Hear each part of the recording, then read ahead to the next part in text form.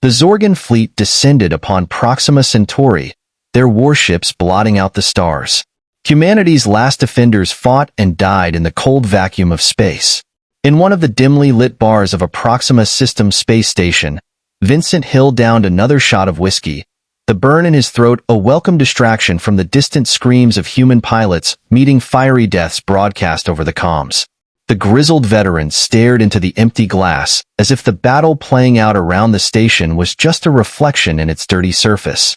The stool next to Vincent creaked as a young Trill soldier slid into the seat. "Aren't you Vincent Hill, the hero of the skirmish at Alpha Draconis?" "That was a long time ago, kid. Ancient history. And I'm no hero, just another human who hasn't died yet," Vincent replied. He nodded at the barkeep, who slid another drink his way. "The way I heard it, you single-handedly saved 3 colonies and destroyed a Zorgan battleship." The young soldier leaned forward excitedly. "How did you do it?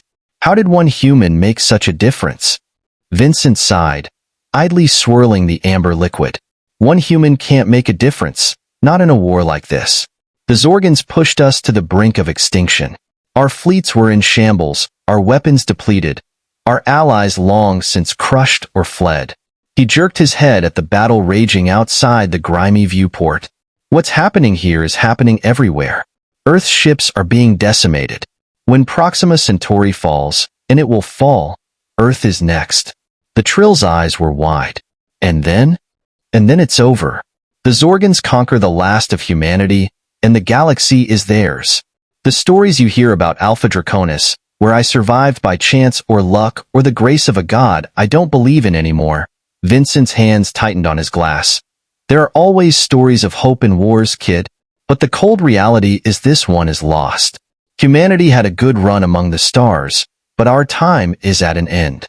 Dim shook his head stubbornly. "Then why are you here? If you've lost hope, why not just give up?"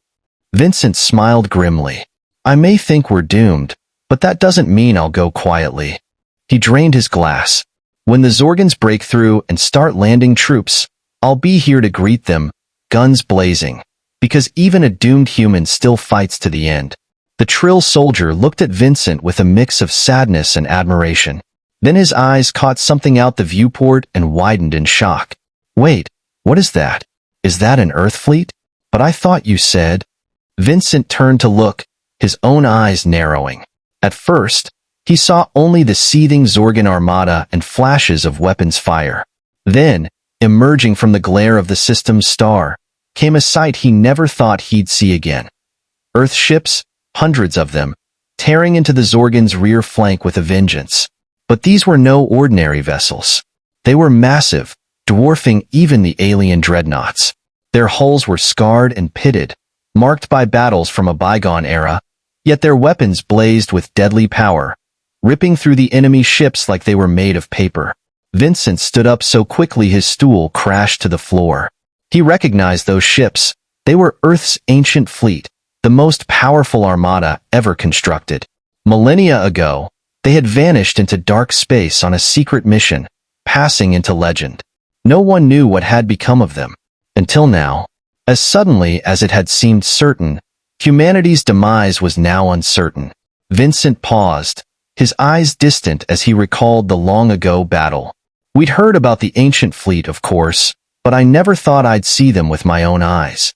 And there they were, massive ships tearing through the Zorgans like they were nothing. It was like something out of a legend. He leaned back, the bar's dim light casting shadows across his weathered face. We joined the battle, the remnants of the local fleet, and these ancient behemoths fighting side by side. It was a sight to behold. The Zorgan didn't know what hit them. Vincent's voice grew harder as he continued. But even with the ancient fleet, it was a tough fight. We jumped into the Proxima Centauri system, and it was chaos. The local fleet was in tatters, and the Zorgan ships outnumbered us 10-1. But we didn't hesitate. We engaged the enemy, dodging and weaving through their formations, taking out as many as we could. His hands tightened around his empty glass, his knuckles white. I remember the screams over the comms, the flashes of exploding ships, the sickening lurch of my fighter as it took hit after hit. But we fought on, buying time for the civilians to evacuate and the remaining ships to regroup. Vincent's eyes narrowed. That's when I saw it. A Zorgon dreadnought bearing down on the last transport full of civilians. It was a behemoth bristling with weapons, and our fire couldn't even scratch its shields. But I had one last trick up my sleeve, a prototype weapon that I'd been saving for a moment like this. He leaned forward, his voice intense. I broke formation, ignoring the shouts of my squadron mates, and flew straight at the dreadnought. I armed the weapon, a graviton bomb, and ejected it toward the ship. It detonated just as I pulled away, and the dreadnought crumpled like a tin can, its artificial gravity crushing it from within. Vincent sighed, running a hand over his face. But the blast caught my fighter too, and I blacked out. When I came to, I was in a medbay, surrounded by unfamiliar faces. That's when I learned the truth about what had happened at Proxima Centauri. Vincent paused, his eyes distant as he recalled the sudden turn of events. I couldn't believe what I was seeing from that medbay window. One moment, the Zorgons were on the verge of victory, their ships poised to deliver the final blow. The next, the space around Proxima Centauri was filled with the hulking silhouettes of ships I'd only seen in history books. He leaned forward, his voice low and intense. The USS Odyssey led the charge, a behemoth of a vessel that had no business being in a modern battle. Its hull was scarred and pitted, a testament to the countless battles it had endured in its long life. But there it was, engines blazing, weapons glowing with an eerie blue light. Vincent shook his head, a smile playing at the corners of his mouth. The Zorgons didn't know what hit them. They scattered like roaches when the lights come on, their formation breaking as they tried to make sense of this new threat. And that's when the real show began. He gestured with his hands, mimicking the movements of the ships. The ancient fleet moved like a well-oiled machine, each ship sliding into position with a grace that belied their age. They worked in tandem with what was left of our modern fleet, weaving a web of destruction that the Zorgon couldn't escape. Vincent's voice grew louder, his excitement palpable. I watched as the Odyssey unleashed a barrage of missiles, each one finding its mark with unerring precision. The Zorgon ships crumpled under the onslaught, their shields flickering and dying under the relentless assault. Vincent leaned back, his eyes shining with intensity. It was like watching a deadly dance, a ballet played out against the backdrop of the stars. The ancient ships moved with a fluidity I'd never seen before, their crews working in perfect harmony to bring down the enemy, he recounted, his voice softening with a note of awe. In just a few hours, it was over. The Zorgons were in full retreat, their ships limping away from Proxima Centauri like wounded animals. Amidst the debris and the flickering lights of damaged vessels, the ancient fleet stood victorious. He paused, his brow furrowing. But as I lay there in that medbay, a question began to form in my mind. Who had brought these ships back to life? And why had they chosen this moment, when all hope seemed lost, to reveal themselves? Vincent's eyes met those of his listener. It was a mystery I knew I had to unravel. Something told me that the appearance of these ancient warriors was no coincidence. There was a reason they had come, a purpose that went beyond the simple salvation of Proxima Centauri. Vincent paused again, his eyes distant as he recalled his meeting with Admiral Hackett. He took a sip of his drink, his hand trembling slightly from the weight of the memories. As soon as I was able, I sought out the commander of the ancient fleet, a grizzled old man named Admiral Hackett. He was a legend, a man who had seen more battles than most of us could imagine. When I found him, he was standing on the bridge of the Odyssey, staring out at the stars with a look of grim determination. I approached him cautiously, not wanting to intrude on his thoughts, but he turned to me, his eyes piercing and sharp. "Vincent Hill," he said, his voice rough and gravelly. "I've been expecting you." I was taken aback, but I managed to nod respectfully. "Admiral Hackett," I said, "it's an honor to meet you." He waved away my words, his expression serious. "There's no time for pleasantries, son. We have work to do." He then told me a story I could hardly believe. Decades ago, when humanity first ventured into space, we encountered a friendly alien race called the Protheans. They shared their technology and knowledge with us, but they also gave us a warning. They had foreseen a great war, a conflict that would engulf the galaxy and threaten the very existence of life itself. The Protheans knew they would not survive to face this threat, so they entrusted humanity with a secret. A hidden fleet of ships built using a fusion of human and Prothean technology, designed to be the ultimate weapon against the coming darkness. Admiral Hackett and his crew had been tasked with maintaining and guarding this fleet, waiting for the day when it would be needed. And now, with the Zorgan invasion, that day had finally come.